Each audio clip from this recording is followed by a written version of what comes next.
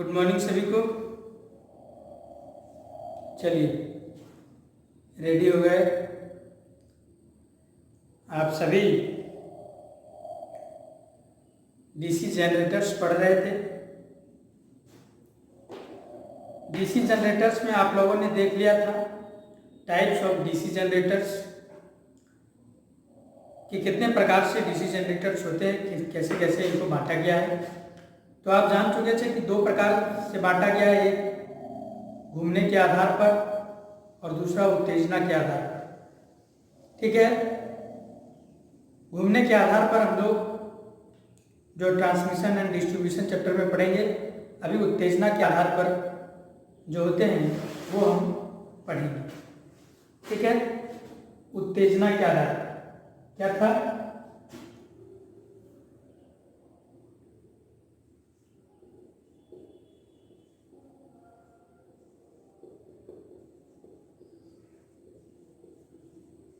उत्तेजना के आधार पर डीसी जनरेटर्स तीन प्रकार के होते हैं। ठीक है, कौन कौन था? एक था डीसी सीरीज जनरेटर, दूसरा था डीसी शंट,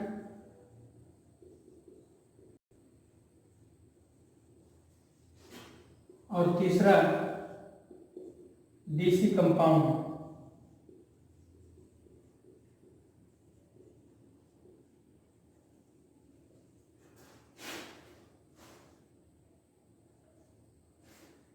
ठीक है, इसी तीन के बारे में हमको जानना है, पढ़ना है। ठीक है, उत्तेजना के आधार पर दो प्रकार का होता है, एक सेल्फ एक्साइटेड और एक सेपरेटली एक्साइटेड। ठीक है, डीसी सीरीज, आज हम लोग डीसी सीरीज जनरेटर के बारे में देखेंगे। डीसी सीरीज क्या, या कहने की इसको रहने दीजिए। डीसी सीरीज देखिए, दो प्रकार के बाइंडिंग होते हैं। पहला ये जो देखिए आप, एक तो आर्मेचर का सिंबल इस प्रकार होता है। ठीक है, अगर सीरीज फील्ड आर्मेचर के साथ सीरीज में जुड़ा हुआ हो, श्रेणी क्रम में जुड़ा हुआ हो, तो उसे हम लोग सीरीज जनरेटर कहते हैं। कैसा जो रहता है इसका बाइंडिंग जो है श्रेणी क्रम में, आर्मेचर के साथ श्रेणी क्रम में जुड़ा हुआ रहता है, वो सीरीज जनरेटर्स होता है। इसकी क्या क्या गुण है? सीरीज जनरेटर सबसे पहले आते हैं कि सीरीज फील्ड का बाइंडिंग कैसा होता है। तो सीरीज फील्ड का बाइंडिंग मोटे तार के कम टर्न के बनाए जाते हैं। कैसे बनाए जाते हैं? ये मोटे तार के कम टर्न होता है। क्या होता है? मोटे तार के कम टर्न के बने हुए होते हैं। डीसी सीरीज जनरेटर में सीरीज फील्ड कैसे होते हैं?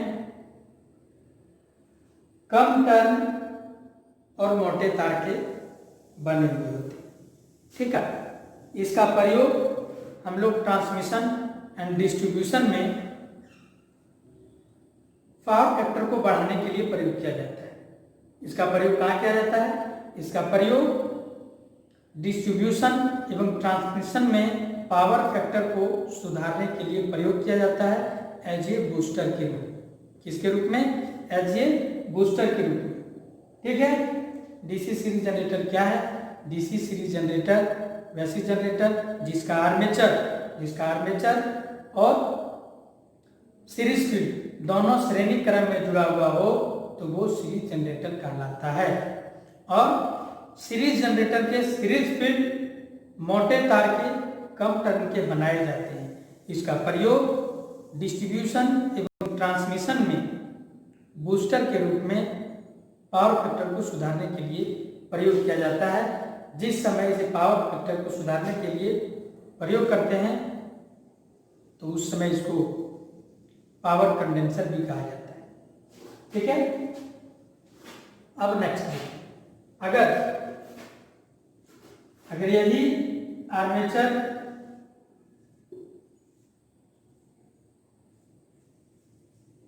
शंट फील्ड के साथ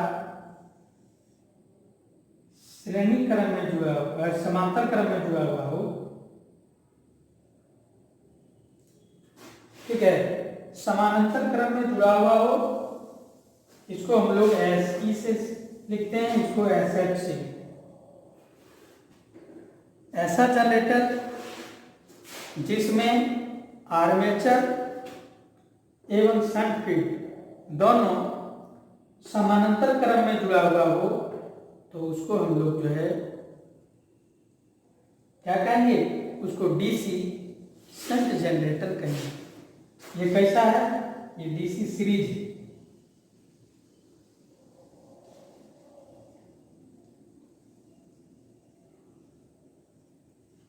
और ये कौन है, ये DC शंट है।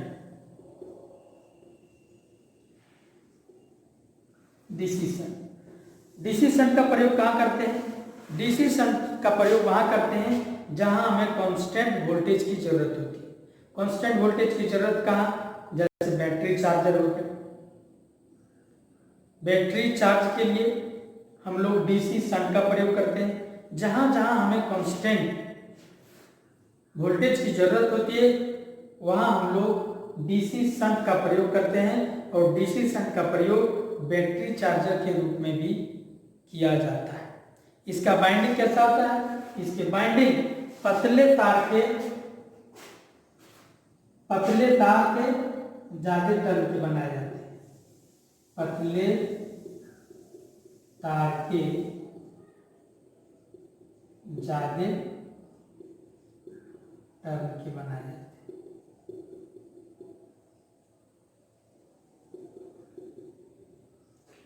ध्यान रखेंगे, इसमें मोटे तार कम टर्न, इसमें पतले तार और ज्यादा टर्न का बनाया जाता है।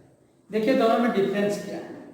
इसके जो रेजिस्टेंस होगा वह ज्यादा होगा, इसका शंट सीरीज फील्ड का रेजिस्टेंस क्या होगा, कम होगा।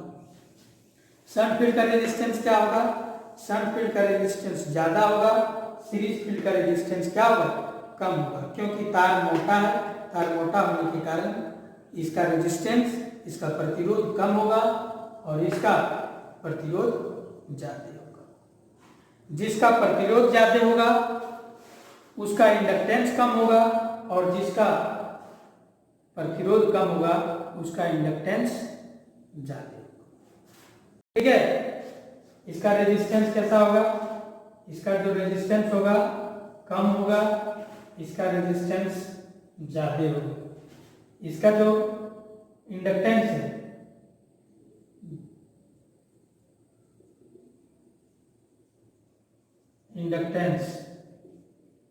इसका इंडक्टेंस ज्यादा होगा और इसका इंडक्टेंस क्या होगा, कम होगा।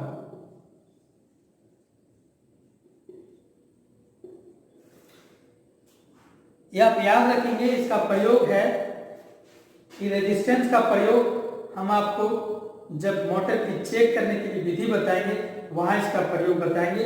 अभी आप फिलहाल इतना याद रखेंगे कि DC सीरीज जनरेटर का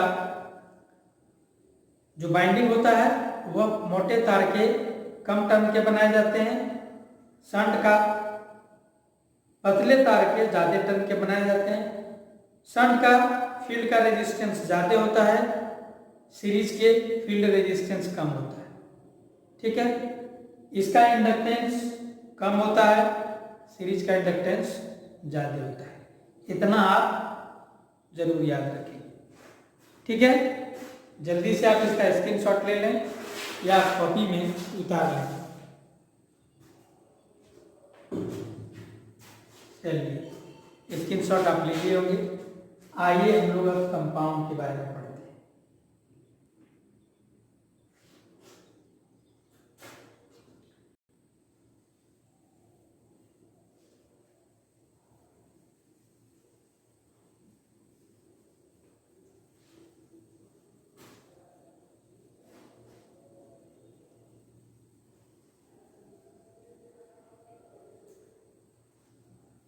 ठीक है, डीसी सीरीज और डीसी शंट ये दोनों एग्जाम में प्राय आते ही रहते हैं, इसलिए डीसी सीरीज और डीसी शंट दोनों जरूर आप याद रखें। एक को किसमें प्रयोग करते हैं? बूस्टर के रूप में पावर फैक्टर को सुधारने के लिए, दूसरा को प्रयोग करते हैं बैटरी के चार्जर में, बैटरी को चार्ज करने के लिए। डीसी कंपाउंड अब दो प्रकार का होता है। एक होता है शॉर्ट शंट कंपाउंड। क्या होता है? Short shunt compound. और दूसरा होता है long shunt compound.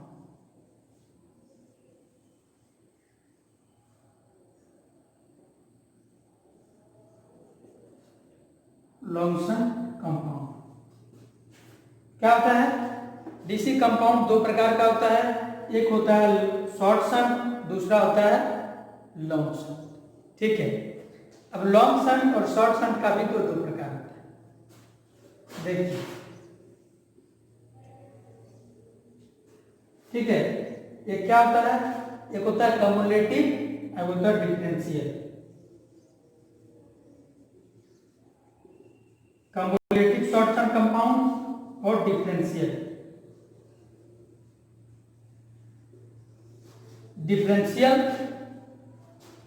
Short shunt compound. क्या क्या होता है? एक होता है कम्युलेटिव शॉर्ट शंट कंपाउंड और डिफरेंशियल शॉर्ट शंट कंपाउंड। इसमें भी वही दो प्रकार का होगा, कम्युलेटिव लॉन्ग शंट कंपाउंड और differential short shunt long shunt compound. ठीक है, इतना आपको याद रहेगा। सबसे पहले डीसी मोटर्स तीन प्रकार का, डीसी सीरीज, डीसी शंट और डीसी कंपाउंड। डीसी कंपाउंड दो प्रकार का, एक शॉर्ट शंट कंपाउंड, दूसरा लॉन्ग शंट कंपाउंड। अब शॉर्ट शंट और लॉन्ग शंट में भी दो प्रकार का, एक कम्युलेटिव और एक डिफरेंशियल। चिंता करने की कोई बात नहीं, धीरे धीरे सब याद हो जाएगा। ऐसे ही बार बार बोलेंगे, बार बार आप सुनेंगे, बार बार लिखेंगे तो खुद ब खुद याद हो जाएगा।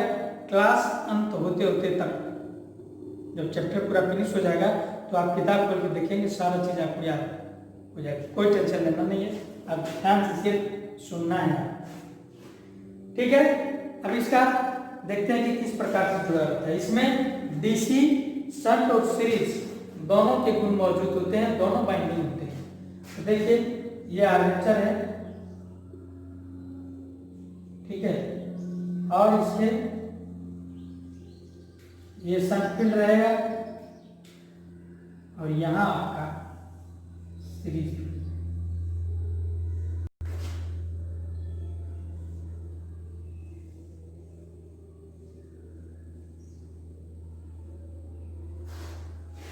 देखिए, ये है आपका डीसी कंपाउंड। इसमें क्या है? इसमें शंट और सीरीज दोनों बाइंडिंग मौजूद होता है। ये SE है और ये SH, दोनों बाइंडिंग इसमें क्या होता है?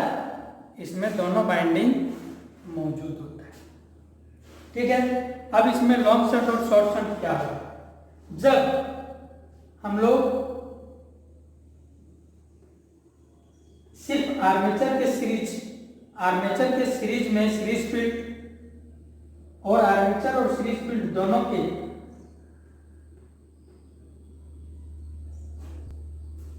समानांतर में शंट फील्ड डालेंगे तो वो हो जाएगा, ठीक है, ये लॉन्ग शंट कंपाउंड हो जाएगा। अगर इसी को हम लोग ऐसे कर दें, अगर इसी को हम लोग कहाँ बना दें, यहीं बन जाएगा। अगर हम लोग इसी को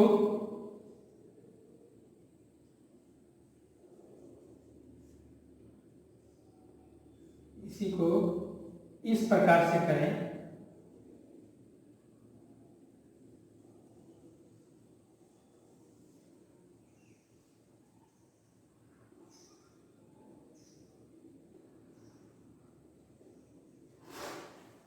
तो ये हो जाएगा शॉर्ट शंट। जब ये दोनों के सीरीज में ये सीरीज होगा तो ये शॉर्ट शंट हो जाएगा, और जब ये सिर्फ आर्मेचर के सीरीज में होगा तो ये लॉन्ग शंट कंपाउंड होगा।